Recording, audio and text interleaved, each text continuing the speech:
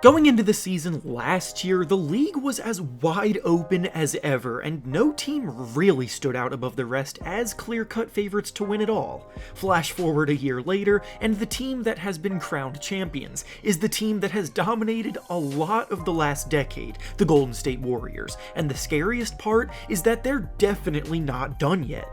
After 2 years in a row of missing the playoffs altogether, they managed to get back to where they were before, and they did it in a season where they were still expected to be in the building phase. Everything that they have been planning has been in anticipation of this upcoming season, so while many think that this championship was their swan song, I'm here today to go over why that could not be further from the truth. In this video, I'll be discussing the Warriors' offseason moves, the misconception about these moves, and why their biggest improvement will actually be coming from within.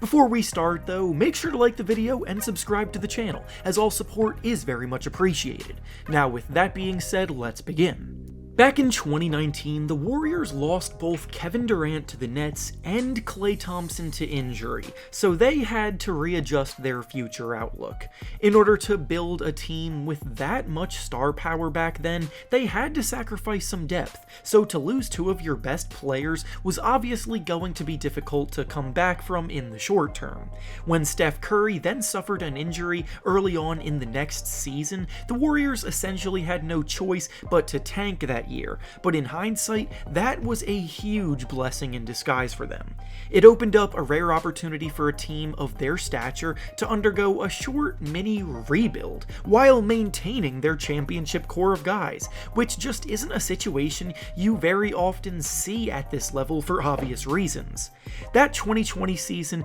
was used to figure out which pieces fit and which ones didn't, which young guys would have a future there with the team in the future, and it gave said young guys an opportunity to play extended minutes with less immediate pressure in order for them to develop. This was also the season that the team traded D'Angelo Russell for Andrew Wiggins, which at the time was a bit of a head-scratching deal, and I'll admit I wasn't the biggest fan of the move for them at the time either, but they maintained the longest view in the room and realized that what Russell brings to them isn't what they're going to need if they want to get back into contention when Steph Curry comes back, and a wing player like Andrew Wiggins is much more useful for them at full strength. Wiggins also bought into a completely new role on the Warriors after being used primarily as a go-to scoring option in Minnesota, so the fact that he became a lockdown defender who assimilated into a secondary scoring option that allowed opportunities to come more naturally to him within the flow of the offense speaks volumes to the culture that the Warriors have created.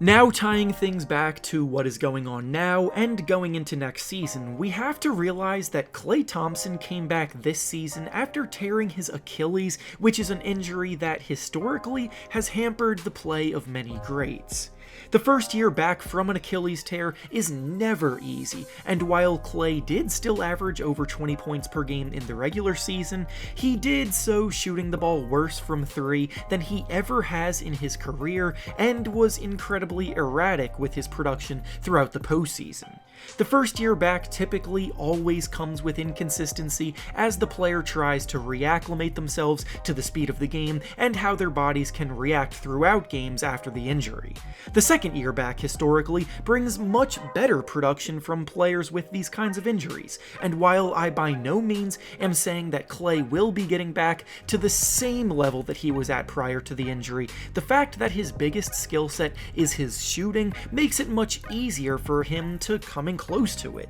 He's not someone that relies on his athleticism to be a great player, he'll just need to limit the amount of times that he shoots them out of it with poor shot selection, which was admittedly kind of rampant throughout the postseason. So to summarize so far, the Warriors still have Steph Curry in his prime, they have Klay Thompson entering a year where there's reason to believe that he'll be better than he was this season, Draymond Green is still holding things down defensively, and both Andrew Wiggins and Jordan Poole are entering contract years, meaning that this is the last year they have left on their current contracts before hitting free agency, and they will want to play as well as they possibly can to earn themselves themselves the most amount of money possible. Obviously, players already have more than enough motivation to play their best at this level, but we'd be lying to ourselves if we didn't think that players go extra hard during contract years in order to secure the bag. Why this is so important to the topic of today's video is not only that the Warriors will be having an even more motivated Wiggins and Poole, but also because the Warriors' payroll is already well over the salary cap, and they will not be able to afford to keep both players beyond this upcoming season. This is going to be the last season where all of Curry, Draymond, Klay, Poole, and Wiggins will be together, because in all likelihood at least one of Poole or Wiggins will get an offer on the open market that the Warriors can't match monetarily. In fact, during their championship celebrations this past year, there were even clips of Poole and Wiggins joking amongst themselves about how they're both about to get a bag, so time is ticking for this group being together.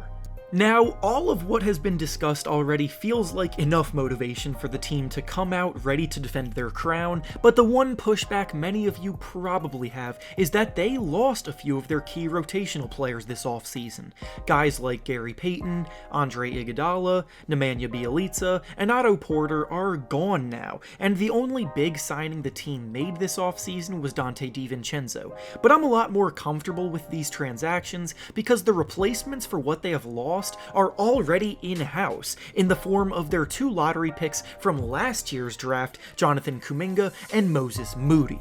Kuminga was a more consistent part of the rotation in the regular season before losing his spot in the finals due to his youth and inexperience, and Moody made a few appearances throughout the year and in the postseason before the same thing happened to him in the finals. But the reason why I'm expecting big things from both of them is because of their showings in the Summer League this summer. Moody was drafted in the lottery because of his ability to transition seamlessly into a 3-and-D player at the next level, and that will likely be the role that he's in off the bench next season, but he also just so happened to lead the entire Vegas Summer League in scoring this year, including a 34-point performance where he showed off an ability to create that proved that he was too good to be playing in the Summer League. He plays with poise, he attacks under control, he has such a fluid jumper, and he defends hard. If you want to get minutes as a young guy on the Warriors, you will need to defend first and foremost, and Moody can certainly do that.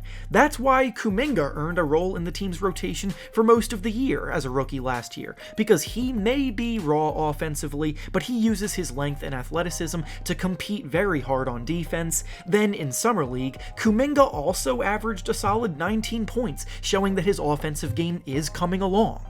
All in all, a lot of the players the Warriors have lost from last year's team weren't even major contributors in the first place, and their production won't be that difficult to replicate, especially with these 2 young talented guys showing what they're capable of. Oftentimes, teams that win a championship can get complacent the next year because of the fact that they've already achieved their goal, but with everything I've gone through today, there are countless reasons to believe they will be even hungrier. Steph Curry wants to cement himself as an all-time great, Klay Thompson will be healthier, Jordan Poole and Andrew Wiggins are trying to play their way into max contracts, and Moody and Kuminga have the talent to impact games off of the bench. The Warriors, quite simply, are not going anywhere, and should probably be the favorites to go back-to-back. And with that being said, that's all I have for you today. Make sure to like the video, subscribe to the channel, and comment down below what you think about the Warriors going into next season. Thanks for watching, and I'll see you all next time.